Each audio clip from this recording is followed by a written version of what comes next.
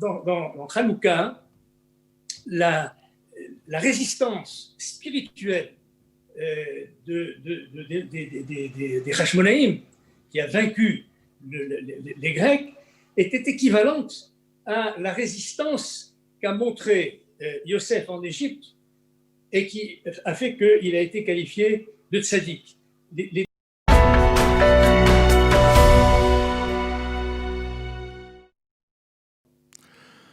Eh bien voilà, il est 8h40 ce matin sur Studio Kalita. Nous sommes vendredi, dernier jour de la semaine, dernier jour également de cette belle fête de Hanouka qui se termine.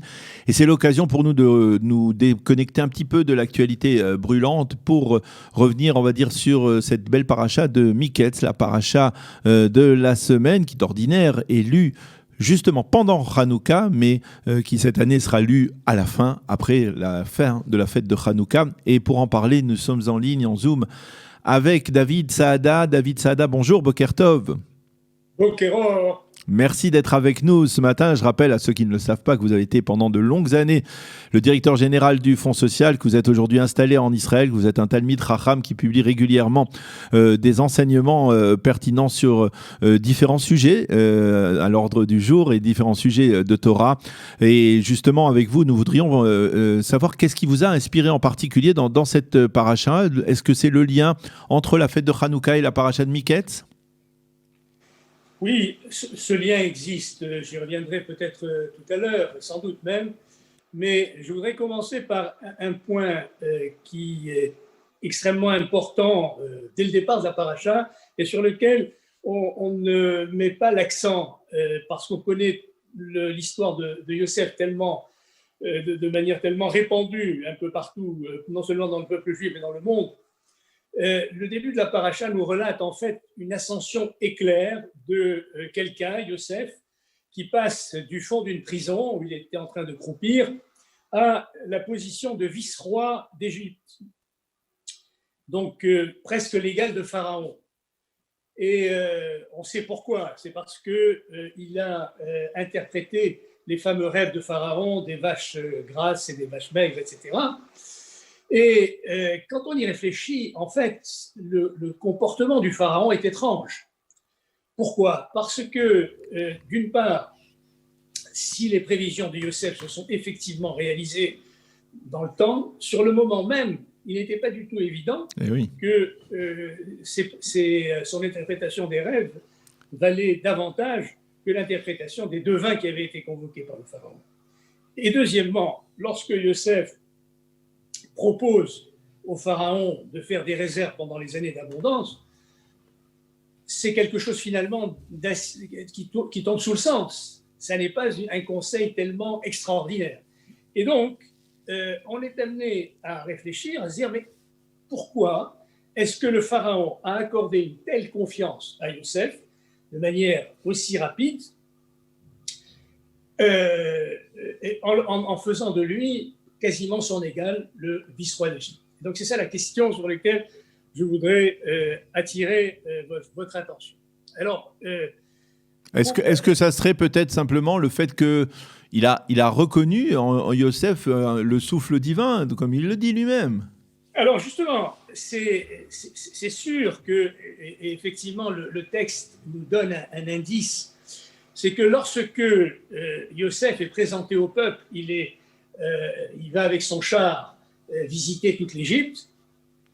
Les serviteurs qui lui ouvrent la voie crient un mot qui est curieux, qui est le seul de cette nature dans toute la Torah, Avrech. Avrech. Et là, les commentateurs, le Midrash, Rashi, nous dit Avrech, et c'est le Targum de Onkelos d'ailleurs qui l'explicite, il dit en araméen, ça veut dire Den Abba de Malka. Celui-là, Avrech, ça veut dire cet homme-là est le père du roi, le père de Pharaon. C'est-à-dire qu'en fait, évidemment, on ne peut pas prendre le mot père autrement que sur le plan spirituel.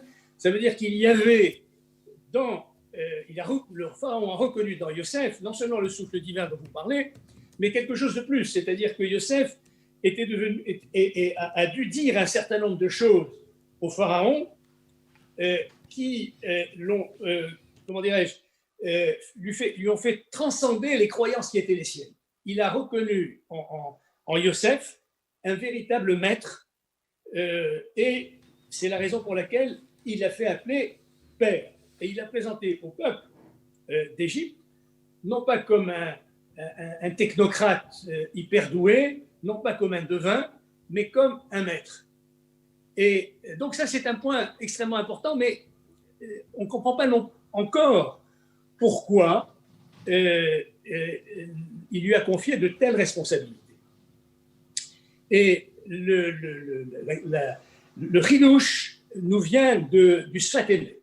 Sfat Emet, qui est un commentateur chassidique connu, et qui nous dit ceci. Il nous dit, écoutez, dans l'interprétation que Yosef donne des rêves, il y a l'interprétation qu'il a donnée, qui est celle des années d'abondance qui vont être suivies par des années de famine. Les vaches grasses représentent l'abondance, les vaches maigres représentent la famine, les vaches grasses mangent les vaches maigres.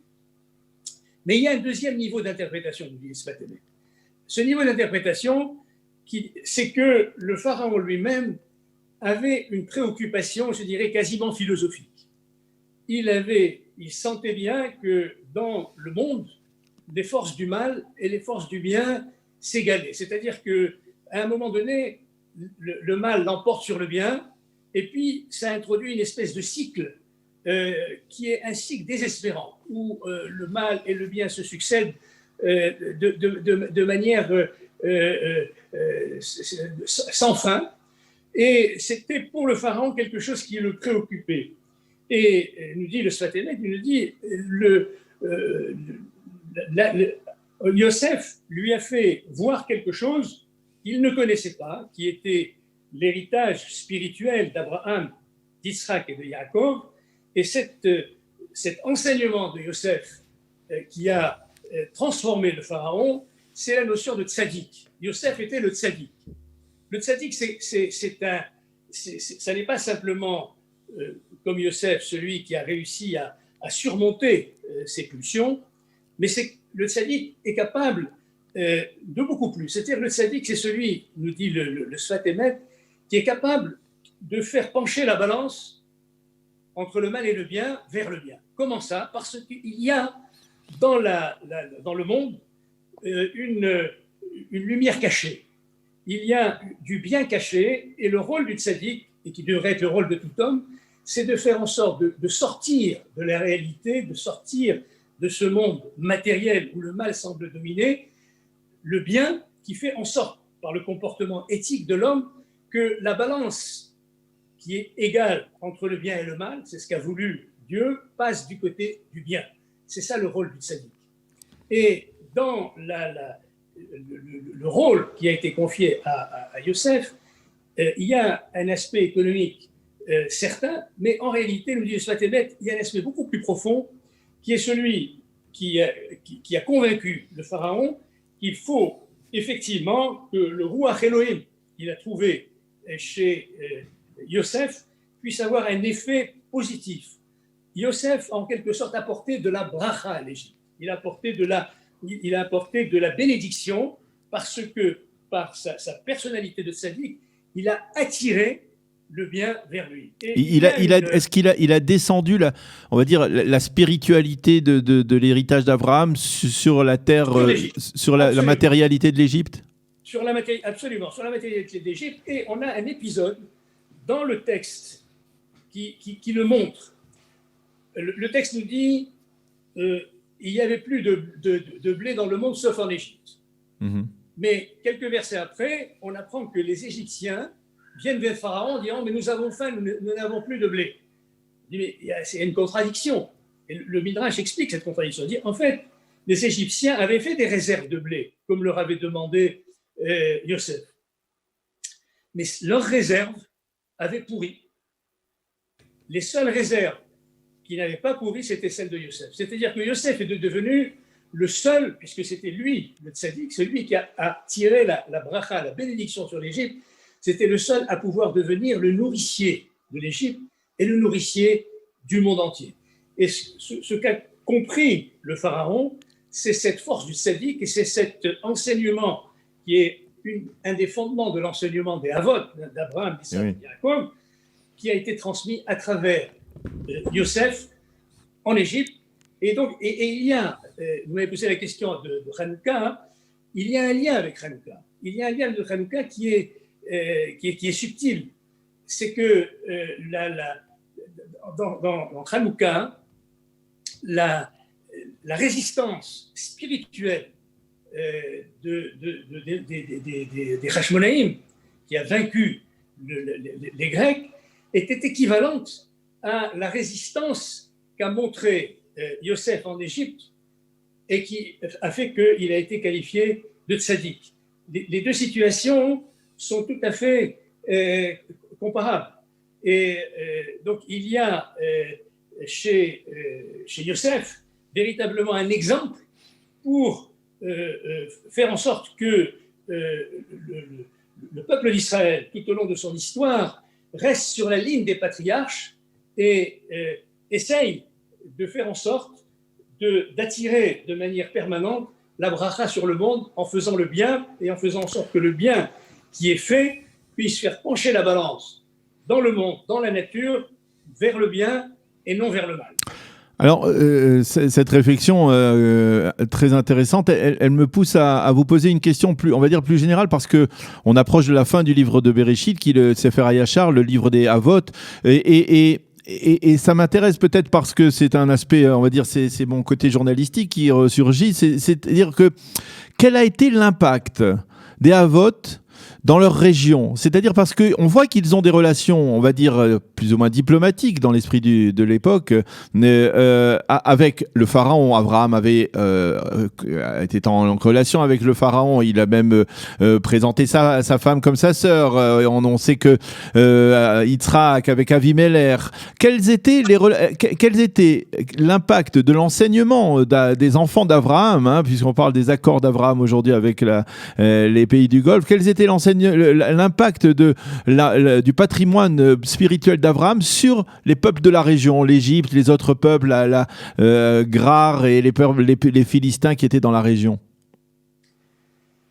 On sait que Abraham faisait déjà des guérim, c'est-à-dire des prosélytes pour leur enseigner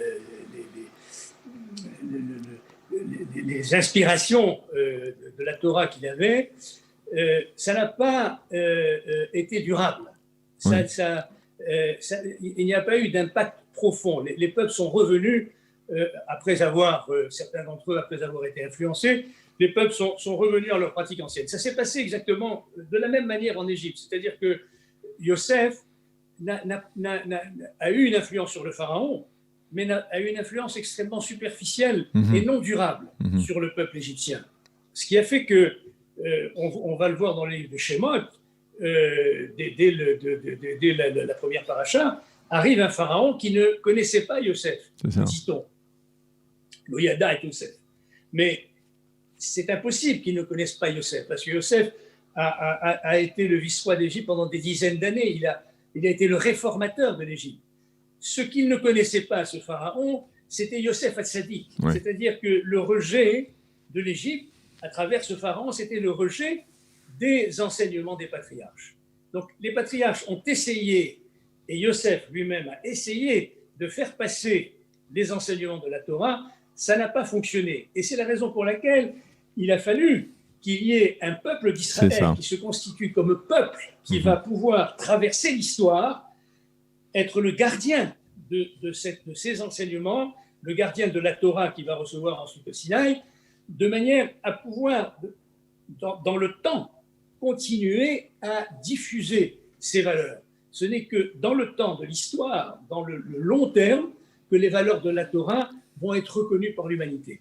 Dans cette première phase de la famille des patriarches, l'influence a été extrêmement minime.